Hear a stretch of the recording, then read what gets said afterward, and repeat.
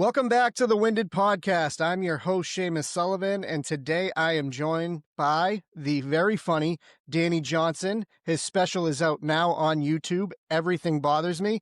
Had a chance to watch it yesterday, and it was a good laugh for 30 minutes straight through. Thanks for joining us today. It's just a couple of guys with sleep apnea kicking it. How you doing today, Danny? I'm well. Thanks for having me, and I love the fact that you watched the special. I do a lot of these podcasts, and you can tell who watches it and who. Not that they have to, but it's an honor when someone watches it. I put a lot of work into that special. It's my second one, and it's free. People can watch it for free. YouTube, I feel like for the longest time was just, it was like the weird stuff and it wasn't, as mainstream as it's become. Yeah. I'm very close to canceling all the subscriptions and cable and everything that I have because you get everything you want on YouTube. Everything's there. Yeah. So you'd be stupid not to check it out. If you're on YouTube, actually, why don't you pause this right now, go over to Danny's YouTube, subscribe, and mark it, watch later, and do it when you're done listening to this show. Yep. So, Danny, where did you shoot the special? It's hard to. You have a Cowboys logo behind you. It's really hard to focus. It's so disturbing. We can go right into that. I live in Boston. I am a Bruins and Red Sox fan, and then I get a little weird and I like the Cowboys. So, yeah. How did that happen? I'm 36 years old, so I was, 6 years old in the middle of that 90s dynasty, and that's when I started watching football. So, I don't know if it's the colors, it's Troy Aikman, all the bad boy Cowboys, but yeah, something that sadly I have not outgrown as an adult. They were fun to watch. Well, I'm a Giants guy growing up in New York, and Giants. Oh, and like I said, we could just put. There we go. Okay. All right. That's Yankees. A little better, yeah. But good stuff. Well, that was that. One of my questions. We'll get right into the sports. So, what you're a New York guy, Long Island. Yeah. What are your teams? So it's Yankees, Giants, Knicks, Islanders. Okay. You have to. I think that's the alignment. You can't be like Yankees, Islanders. Or Yankees, Rangers. It's one or the other. It used to be the Jersey Nets too, instead of the Knicks, but now it's Brooklyn, right? But yeah, so Yankees, Giants, Knicks, Islanders, and I when I was a kid, some of the most fun I had was at Nassau Coliseum during the 80s when that dynasty of the 4 straight cups. One of the most underappreciated dynasties, I think, in all of sports. It's even kind of glossed over in the hockey world, but in the big picture of all sports, it's never discussed as one of the great dynasties. Yeah, that's a very interesting point. You're right, because 4 years in a row. I mean, people talk about the Buffalo Bills making and losing those consecutive Super Bowls more than they talk about the Islanders it's winning. It's true. I never thought of it that way. That is true. That is true. But yeah, those are my teams, and it's very frustrating to watch all of them. And especially, I'm more of a football, baseball guy than I am hockey or basketball, though I watch it all. It's harder and harder to watch baseball. It's like, who can buy the best team? With the NFL, you can kind of anybody can beat anybody on any given Sundays, as cliche as that sounds. But with baseball, it's like, all right, these 5 teams are going to compete for the World Series. And it's like, as much as I like the Yankees, it's like, all right, we get it. They're just going to they're going to get whatever, Tucker or somebody. They're going to get other players, and they're going to try to compete with the Dodgers. But, yeah, I think I like football more because it's more, the Jags beat the Chargers in the playoffs a couple of years ago, coming back from 28 down. It just seems like it's more of a competitive in the NFL. I agree. I love the game of baseball. I love the sport. Yeah. And it's just gotten so crazy with the disparity of, the Dodgers and what they spend, and then there's so many teams that don't put any effort in at all. And it's like, how is this a competitive league? So I'm totally with you there. I kind of like it when a team in baseball is that, like, I like, as much as the Rays are a rival. I kind of liked it when they were great, and the payroll was that of Giancarlo Stanton's Yeah. salary, like, Hmm. or when the Pirates hit 500 and kind of racing for the wild card. I love watching that. By the way, the name, you know who Stanton is, right? Giancarlo Stanton. Of course, yeah. His first baseball card, it was Mike. Yeah, Mike. I didn't get really the story behind that where he Here's what I love about here's what I love about that. The confidence you have to go to your friends one day and they're like, "Hey Mike, how are you?" Like, "Actually guys, it's not Mike, and it's Giancarlo." Yeah. And So they're is like, "All Mike right. his Yeah. so All right, is Mike." so I'd have to look this up, but was Mike his actual name and he started going by Giancarlo, or is it Giancarlo and he was like, they I can't don't say know. that, I'm going to go by Mike, and then he got the confidence. He's like, you know what? I'm hitting 40 home runs a year. I'm Giancarlo Yeah. now. Yeah. I think I know that one of his early cards was Mike and then it changed to Giancarlo. But I don't know in his life like what the order Yeah. was. I just know that I think his rookie card on the Marlins says Mike, and then every other. It is If I funny because if I went to my friends and like, "Hey, like, hey, Danny, welcome to the barbecue," I'm like, "Actually, it's not Danny, it's Fernando." yeah, I They're think you like, "All could right, pull that off. Danny." Yeah. Yeah, no, Yeah, none of your that. next special is Fernando Johnson, and you do the whole thing in a Hispanic accent. Yeah.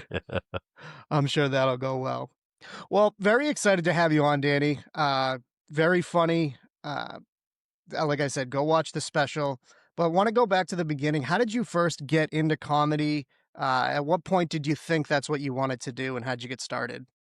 Yeah, great. It's sort of a deep dive psychological question. So if I think back to growing up on Long Island, I was the oldest of 5 kids. So at some point in my adolescence, it felt like my mom was just having a kid a year for while the Islanders won the Stanley Cup. Maybe it was all, maybe that was, so I was always like vying for attention being the oldest, right? So I started to kind of imitate relatives, put on little shows, at family functions. And then in my church youth group, they had a talent show. I would reenact Saturday Night Live sketches. And I just found the power of laughter, like, oh, this gets me the attention I need. So if I had to deep dive my psyche, that was it. And then I did one open mic at 18. I watched stand up religiously as a teenager, and late night. And then like A&E night at the Improv was a thing on TV. And I did it one time at 18 with a buddy of mine, like a comedy duo. And then I didn't do it until after college. And I was in Florida at that point. And there was a really nice comedy club right down the road from me. And they were offering like these how to MC a comedy show classes. And I took them. I became a house MC, was very successful, and then not successful because your material gets old to the crowd that keeps coming to see you. And that's when I realized, oh, you got to write new stuff. Right. And then eventually the other comics I work with kind of took me to open for them on the road. And it's sort of like and I'm not always the best at relationships, but who Hmm. and that's all she Yeah. wrote from there. Like it's a drug. I love making people laugh.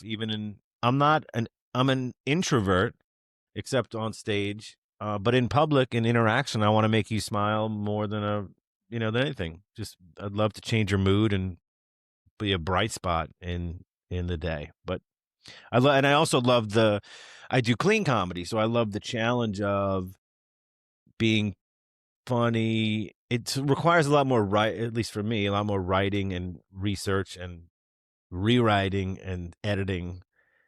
But I want to find the right way to say what I want to say, regardless of the topic, but in a clean way. Yeah, I'm glad you brought up the clean aspect of it. I wanted to get to that because I find the whole clean comedy thing to be very interesting. I think it definitely does require a different level of kind of intellect going into it because you're not just reaching for the low hanging fruit of like a dirty word punchline kind of thing.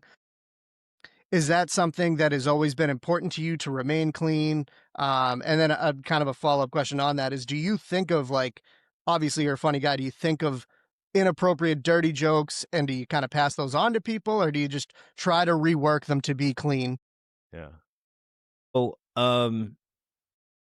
wait, the first I got this. So the second, to answer your second question, yes, I give those away. I can't stop what pops in my mind. But if it's something I really want to talk about, I'll find a way to make it clean or to get my point across. I just got off a call right before this with a very prominent talent manager who saw my special and wanted to call and talk about it, and said, he goes, this is what he said, you have an edge to you.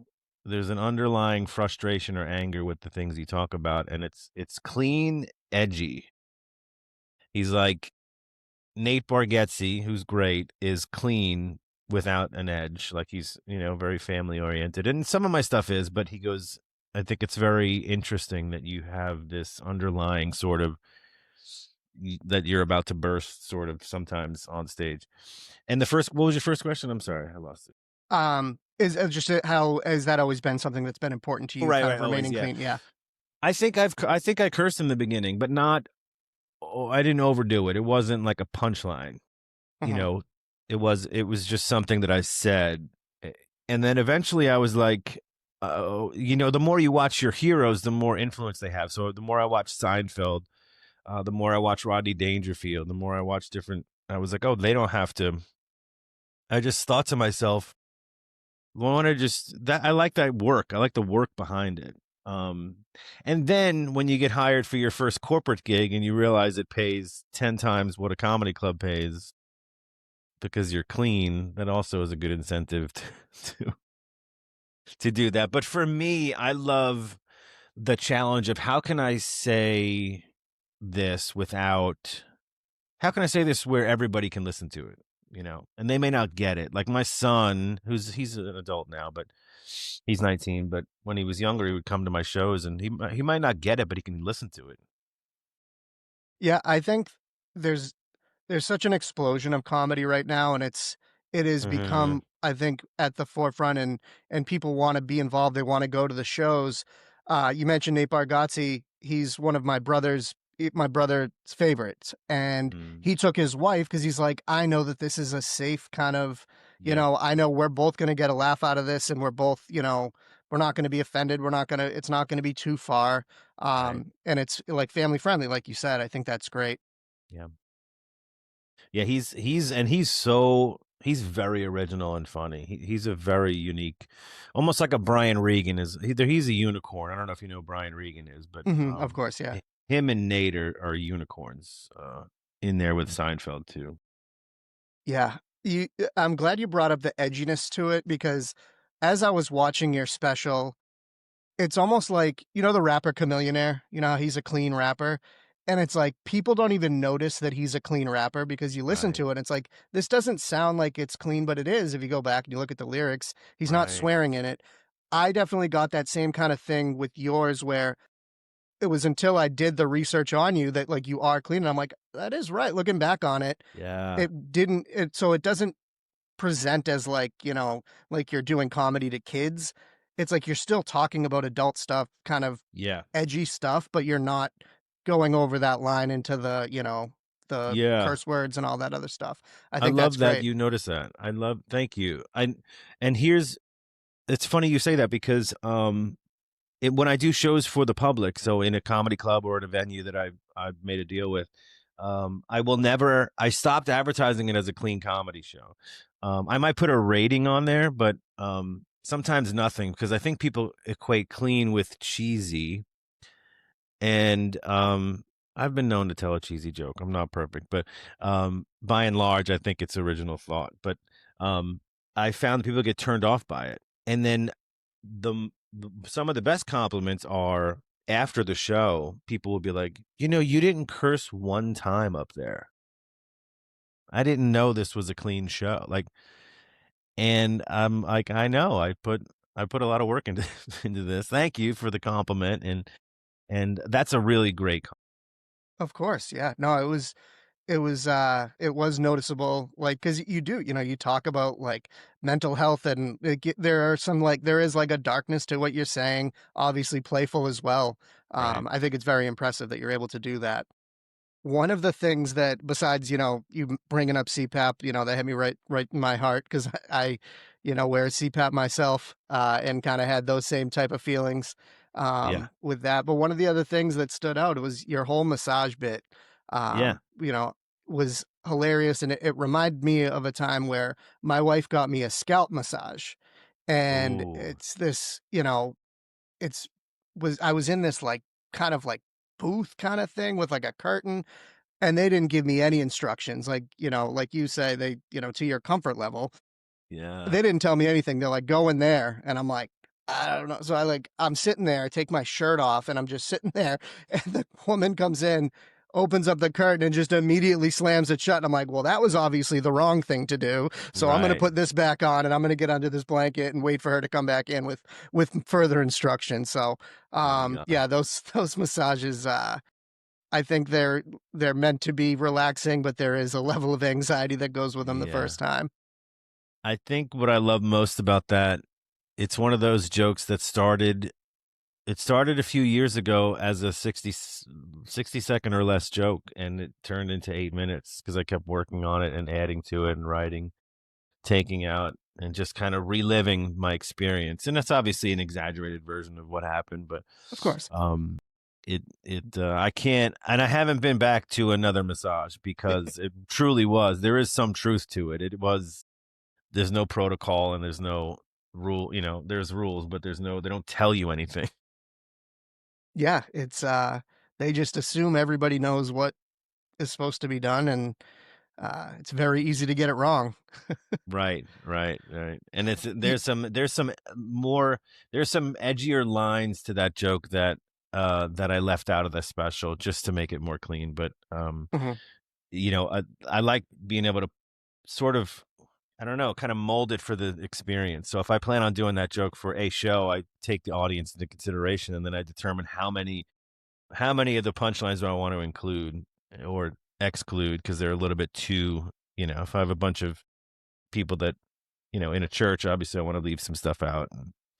Um, but yeah, I like that flexibility.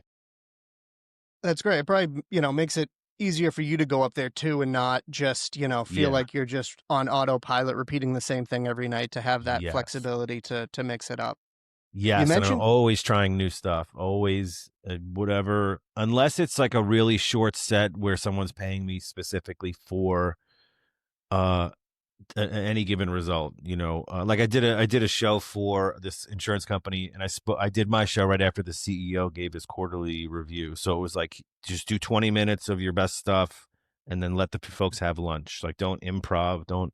So that's, but most other gigs I have, I always try to work in a new 5 to 7 minutes of stuff, and I'll weave it in and out of stuff that I know that works. So it's not just a chunk. If it doesn't do well, right, I don't want a chunk of dead, yeah, then so you lose them. yeah, yeah. You mentioned kind of reworking jokes in your writing process. What is kind of, how do you work? Are you a voice notes guy? Are you old fashioned pen and paper? What's your kind of style when it comes to writing jokes? Pen and paper, and then as of late, I've filled up my notes. Well, a note. It's just one long note of ideas. If someone found my phone and found that note, would want to institutionalize me. It's just random thoughts. It's just, some of them may make it to stage, and then I'll take the note and then take it to paper and try to expand on it. Like, so there's a new joke that I'm working on. So in the note in there says, I only go to the beach when I have a lot of straws I want to get rid of. Right. And it's a stupid idea. And, the whole thing about people, you can't, with paper straws. Right. So that's the joke. So I took it to stage and I said, I only go to the beach when I have a lot of straws to get rid of. And it gets a laugh. And then I go, some woman after the show came up to me and said, she showed me her sleeve of tattoos was all turtles. And she goes, I don't like that joke you did. There's turtles dying from eating straws. And I'm a big advocate of turtles. And I said, ma'am, turtles live to 100 years old. You would think at some point they would learn to drink right from the cup. And it gets another laugh. So, but that joke started at one line, and then I just Mhm. kept writing and trying. The angle that most people take is that turtles have a Coke habit, right? Because of the straw thing. And that's a very common line. I was like, how do I need to be different. So my notepad is stuff like that one line about turtles. People would read that and go, this guy's, something's wrong with him. It's just a series of those, whatever strikes me. And I wish I was better at being in the moment, like whatever strikes an emotion in me, or anger, frustration, happiness. My girlfriend's constantly like, I can almost see her rolling her eyes every time I take my phone out. Like, what is this about me? Or is this, you know? Yeah, I started probably about a year ago. I have a notes app that I just put random thoughts like that in, to the point where I would like to go to an open mic just to kind of give it a try. I feel Sure. like I would have a blast doing it. Successful or not, I think it would be fun to do.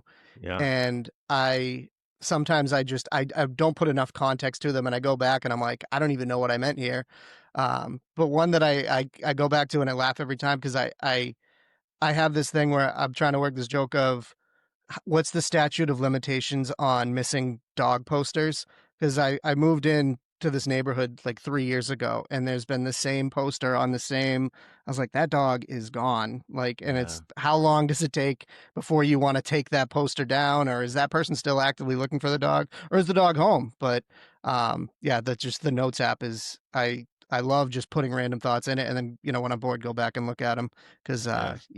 when you get a weird mind, you kind It's of. almost like with the dog posters, if you're taking them down because they're old, it's almost like, should I feel like a bad person because I turned off the Amber Alerts on my phone? Yes. You know, Exactly. like what an annoying noise. My daughter's missing. Yeah, but Yeah. I don't. Yeah, you just gave the whole nation a heart attack all at once, and Right. Right. Think about others, would you? it's very inconsiderate. What's your kind of pre-stage routine? What do you do before do you do the same thing, or you kind Yeah. of, you try and you do the same thing? Oh yeah. So, um, so there's one thing I like to do that's very quick. I like to put myself in front of the audience, but not on stage. So it's a psychological thing for me. So if there's a way in the venue where I could creep up to the front of the room, turn, even if I'm in the dark, in the shadows, turn around and look at the crowd, or if it's a venue where I'm backstage, if I can peek out the curtain without being seen and look at the crowd, in my head, I've already been up there. They've already seen me. I've already been on stage. So some of the stress is gone. I do not eat heavily before I go on stage, sort of a nerves thing. And I do like to have a good amount of quiet time, just me pacing with my thoughts and going over my set list and what do I want to open with, close with, what are my exits, as some comics call it, like if I'm going down this road of talking about my weight and it's not getting the response I want, can I exit off and talk about drinking or sports or whatever? So what are my off ramps? How much time do I have to do? And then finally, where are we going to eat after? Yeah. But that's the routine. I'm not a guy in the green room that's jumping around and like a big Robin Williams kind of Hmm. personality. It's more quiet and reserved. Save it for the stage. Yeah. No, I can totally see that. I feel like if it Yeah. was me doing it, I would want that space and that clarity, um, to Some kind young of see. comics try to talk to me right before, and they just yap and yap and yap. And some of them get the hint when I'm just staring at a hole in their head. Like, if you could just, I'm about to go on in front of hundreds of people. Could we not? It's more about just filling your mind, of stuff. It's like, I'm not really paying attention to you and I want to. So let's take this after the show. Yeah, I can see that for sure. What's it like on the road? Obviously, touring comic. Mhm. Are you used to it by now? Do you hate it? How do you kind of feel? Obviously, it's your job, but um, how do you kind of keep It's not, refreshed and everything on the yeah, road? it's not, I think unique. Well, maybe not unique in my world, but um, because I'm clean and in the kind of work that I do, it's typically one or two nights. So It's not like it used to be when the comedy clubs were Tuesday through Saturday. I do a lot of master plan communities, a lot of neighborhoods that have like an event center. They want the comedy brought to them. So it's just a one show in and out. So I'm not never, but I'm typically gone for only a day and a half or 2 days. So even like I flew to New Mexico last year to do a gig, beautiful state, first time there. And I was literally gone 24 hours. So I literally flew in, got to it was a gig for an insurance company and in a casino, and then did the show, woke up at 5 the next morning, drove to the airport and flew back. Nothing's changed other than I am what is it called? A pre-TSA check-in or something. Okay.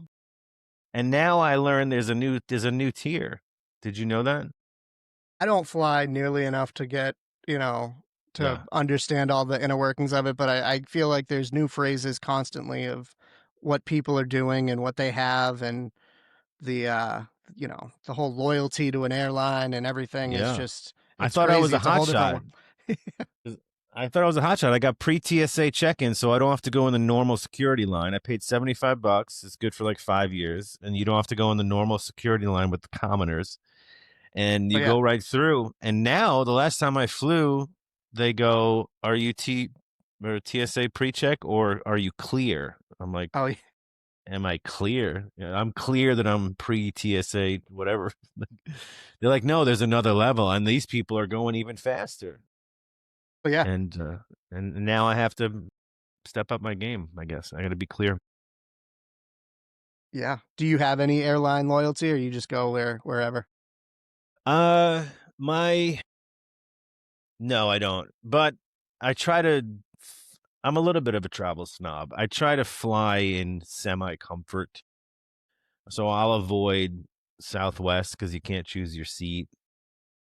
Um, if the budget allows it, I'll fly in business or first. It depends. But I am a bit of a creature of I think if I'm going to travel, I want to travel not well, but comfortable.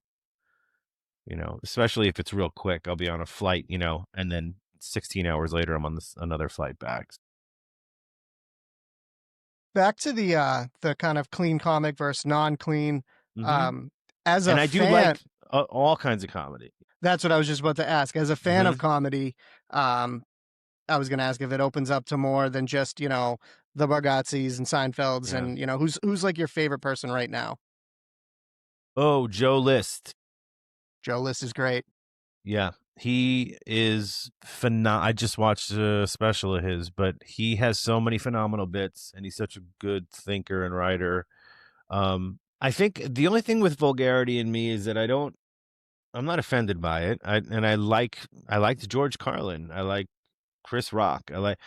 I'm not a fan of when comics use the word as a punchline. So if they drop a curse for a punchline, then you are not finished writing that joke. It may be a very funny premise, but if your punchline is the F-bomb or whatever else you want to say, then you're not done, to me. So I'm just not a fan of it. It may work for some people. But yeah, Joe List is